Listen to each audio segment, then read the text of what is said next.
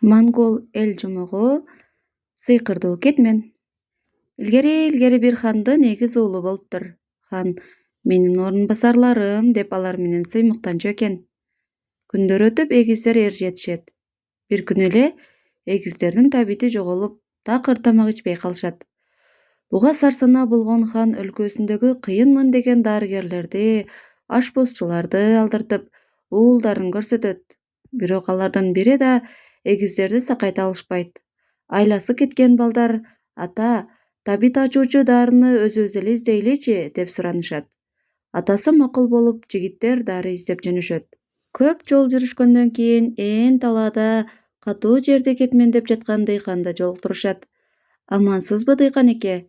Биз табитти ачуучу дары издеп жүрөбүз. Аны кайдан тапсак болот?" "Аны табуу жеңил эле. Өзүңөр көрүп турасыңар. Жүгүр эгейин дедим эле.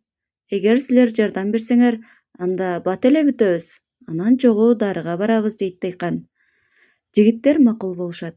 Дыйкан кетменин эгиздерге таштап, өзү үйүнө барат да кемпирине айтат: "Кемпир, бүгүн биздикине конок келет. Чоң казан толо палоо бас. Эгер сабизиң жетпесе, анда түрктөн кошо бер". Дыйкан талаага келсе, эгиздер тердеп кургап, бир кетмени менен алмак-салмак иштеп жаткан болушат. Аларды көргөн дыйкан: "Азаматсыңар, жерди майталап бүтүп калыпсыңар. Эми жүгөрүнү эгип салалы", дейт. Ошентип үчөө көгүм киргенче жүгөрүнү эгип бүтүшөт. Дыйкан жигиттерди үйүнө эртип келет. "Кемпир, тамагың даярбы? Даяр болсо алып келе бер". Дыйкандын аялы палоону дасторконго коеру менен эгиздер эч нерсеге карабай жеп киришет. Курсактары жакшы тойбой калат. Сурап жейли дешет, бирок тартынышат. Бир убакта эгиздердин бири: "Тамагыңыздар абдан даамдуу болуптур. Канча айдан бери тамакка табитибиз тартпаган жаныбыз. Күрүчтүн бир да данын калтырбай жедик.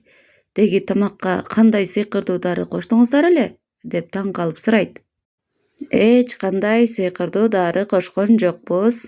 Сыйкырдуу нерсе мен силерге таштап кеткен кетмен. Канчалык эмгек кылсаңар, ошончолук курсагыңар ачат. Анан да өзү эмгек кылып тапкандан таттуу болот", дейт дыйкан. Эгиздер дыйкандын сөзүн түшүнүшүп, ага рахмат айтып, үйүнө кайтышат. Анан атасына: "Ата, көрсө табитти ачуучу дары эмгек тура. Мындан ары кызматчы жалдабай эле коюңуз.